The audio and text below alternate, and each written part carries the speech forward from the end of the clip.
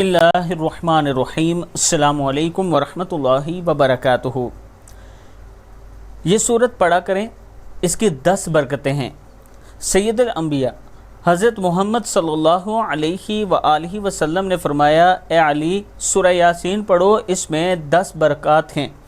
पहली है, भूखा पड़े तो सैर हो जाएगा, प्यासा पड़े तो सैराब कर दिया जाएगा, नंगा पड़े यानी बेलिबास पड़े तो उसे लिबास पहना दिया जाएगा, कुंवारा पड़े तो शादी हो जाएगी, खौफजदा पड़े तो अमन पाएगा, कैदी पड़े तो रिहाई पाएगा, मुसाफिर पड़े तो सफ़र में इसकी मदद की जाएगी, जिसका सामान गुम हो गया हो वो पड़े तो उसको सामान मिल जाएगा, मरीज़ पड़े तो अल्लाह ताला उसे शिफा देगा, मैयत के पास पड़ी जाए तो इसे अज़ाब में तखफीफ़ की जाएगी, यानी इसे अज़ाब कम किया जाएगा।